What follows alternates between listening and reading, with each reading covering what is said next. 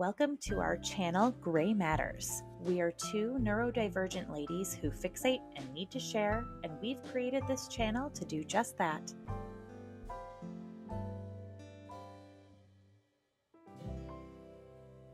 What are your thoughts on a pastor being a co-owner of a bar? These feel like opposite job titles, pastor and bar owner. Let's talk about Crocodile Rocks and what might actually be happening with its finances. Before we get too far, please go check out our video about money laundering. The context provided in that video may help clarify questions in this video.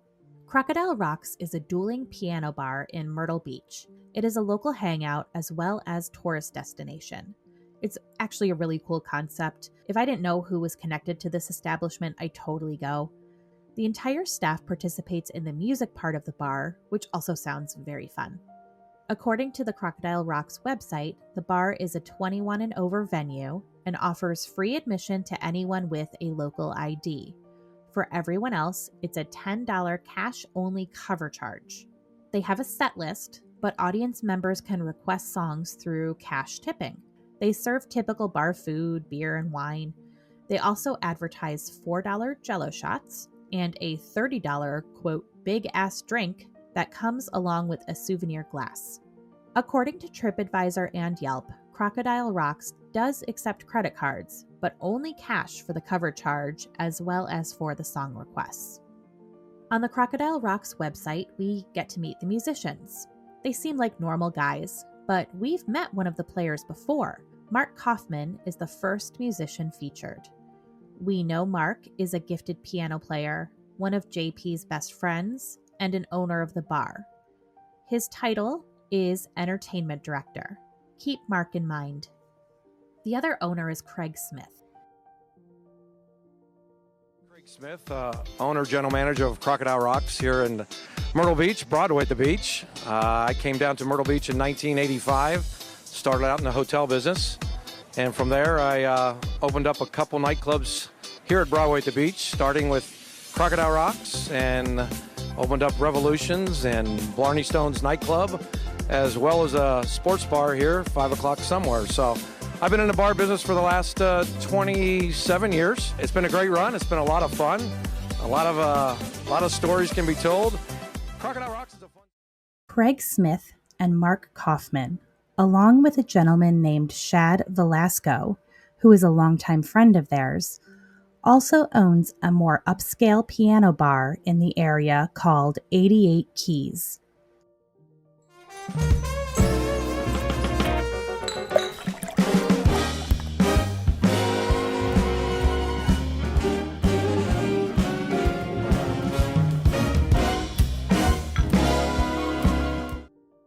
The establishment claims they are catering to customers with refined taste and is connected to an existing high-end restaurant called The Library, also owned by Shad Velasco.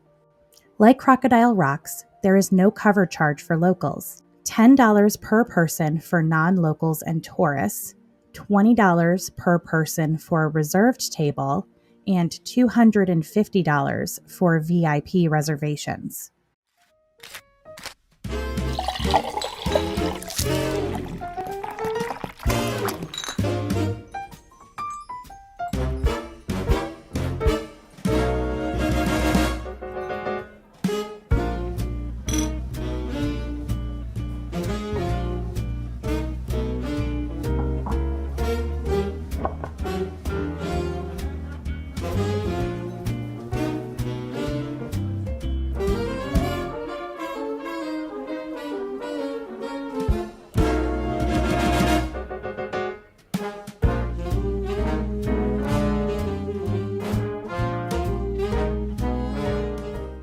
Piano music, chandelier lighting, an extensive wine list, upscale appetizers and sandwiches. They specify that the menu includes no fried food, so I'm out. Mark Kaufman will perform, as well as some of the Crocodile Rocks pianists and others. Craig is the principal owner and is listed as owner of Flipside 3, Inc. There's also a Flipside 1 and a Flipside 2. Flipside 3 appears to be the owner of Crocodile Rocks itself. I can't find much about this company, and I am curious to know about all 3 iterations. Why did Craig need to relaunch Flipside? What other businesses is Flipside 1, 2, and 3 involved with? In February 2021, Craig spoke to ABC News 15 against a COVID restriction executive order that said bars and restaurants cannot serve alcohol after 11 p.m. He argued that this has led to financial problems for local bars and restaurants. And interestingly enough, this is another event that occurred in JP's orbit in 2021. You can check out our video about why 2021 may have led to where we are now. JP was known to play piano at Crocodile Rocks when he was there. Before we talk about the moves JP may have allegedly made while involved with Crocodile Rocks, let's look at some of their reviews. To be fair, most of the reviews of the bar are resoundingly positive, but the negative ones are particularly negative. They show a pattern of violent, misogynistic, homophobic, and racist behavior from some of the staff, which appear to be now a work culture norm. One review from April 2023 read, quote, "This bar has aggressive and violent bouncers. I did not feel safe there this past Saturday night. I witnessed multiple bouncers assault numerous patrons while I was there, all within a short span of time. Yet I saw them tell their friend that was involved to leave before the cops showed up." Another review, also from April 2023, said, quote, "Drug some random guy out, totally sober, for no reason. Multiple bouncers started berating him and cops were called. Literally watched the owner give the cops cash after the incident." Yet another review, this time from July 2023, says, quote, "Went here with my family for a nice evening out. Everyone was allowed in until my partner, who is black, the rest of us are white, attempted to get in. They denied him entry." The reviewer explains that her brother had already paid for the whole group, but they were not given their money back due to a sign at the front of the door that said no refunds. She continued, writing, quote, "Several of us attempted to ask for our money back as my partner was not allowed to go inside and we wanted to go somewhere else, but we were refused." We have got to share just one more review before we move on. It's a long one, but bear with us. The review says, quote, "I am still in shock over the experience I had last week here. I came with my girlfriend to enjoy the night, but instead watched the management harass a big bald guy who had come with his family. The man was singing along with the songs and the piano men were encouraging him to stand and keep the crowd engaged.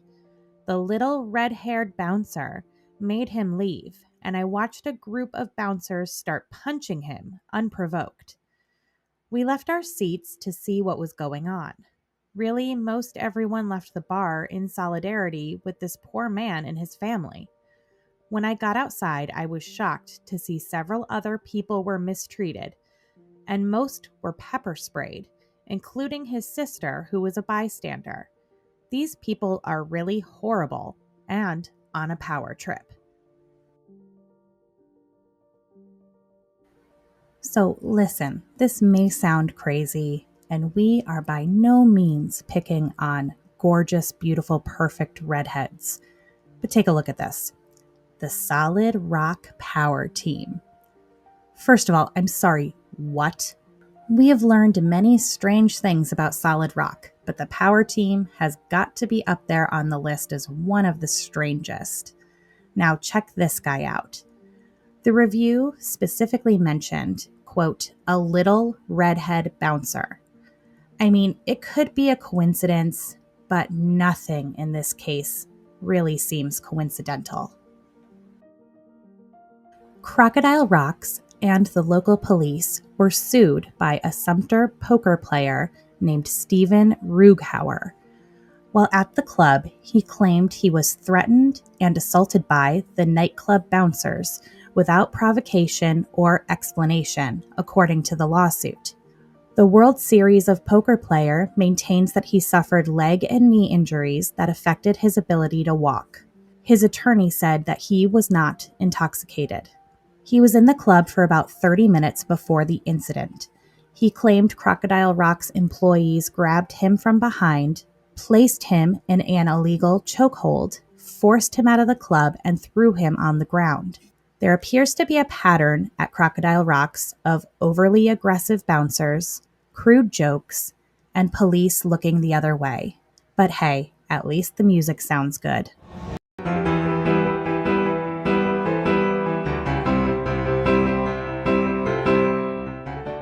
Let's hang on to the idea that Crocodile Rocks bouncers are often more violent than necessary. Sounds like the henchman for a Batman villain, right? Do the bouncers have a vested interest in protecting the owners and the money of Crocodile Rocks? Is the violence displayed by the bouncers actually about potential illegal activity? How was JP even able to purchase part of Crocodile Rocks? He once claimed in a sermon that he only made $1,000 per week as a pastor. Well, we know his church is full of people ready and willing to give to the missions of Solid Rock Church. How were the funds raised by tithing really used? Or could JP have been offering some other services in lieu of making a large payment to become a silent partner in the business? Was there some sort of quid pro quo arrangement going on? At some point, John Paul transferred his part of ownership of Crocodile Rocks to his oldest son, Logan Hardy. This is a pattern for JP. He's been moving assets around for years, transferring ownership of his home and cars to Solid Rock Church. I would guess it isn't in JP's best interest for Solid Rock to be an owner of a bar, especially right now. This transfer led to questions about JP's role in the bar, or rather, the bar's role to JP. According to JLR Investigates, friends of Mica alleged that she told them that JP would leave the bar with bags of money and bring them home. From there, he would funnel that money into the church. Please remember, these are allegations. Let's talk about how JP has managed to accumulate, as rumored, a possible $5 million in assets. In the last year, Solid Rock Church fundraised to purchase a property to build a new church. JP said they'd need about $1 million in total. Allegedly, he and his real estate agent were able to negotiate that piece of property down from $1 million to $600,000, but never told the congregation. What did JP do with that remaining $400,000? Well, interestingly, Solid Rock Church was able to purchase a plane that allegedly cost around $400,000. But if you look, you will see that the plane was actually a gift to the church on paper. The generous benefactor of that private plane is none other than Mark Kaufman. Oh, and did you know that Mark Kaufman got his pilot's license recently? Why does this matter? Well, having a private plane allows some freedoms for the person traveling. Private plane usage can allow someone to avoid TSA and bypass security. There's freedom to go anywhere you want without any government official really knowing. So, are the people being looked at in this case being considered as flight risks? And are the financial transactions and movements being monitored?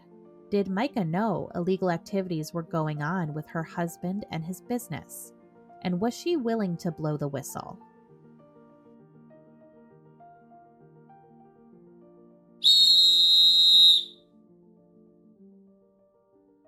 Drink specials and nightly fun.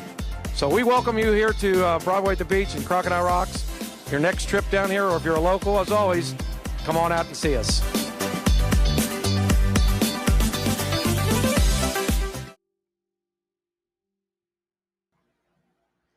Thank you for listening. Please comment, like, and subscribe. You can also check out our podcast, Fixate Today, Gone Tomorrow, for more content. Have anything you'd like us to fixate on? Reach out and let us know. Thanks for joining us.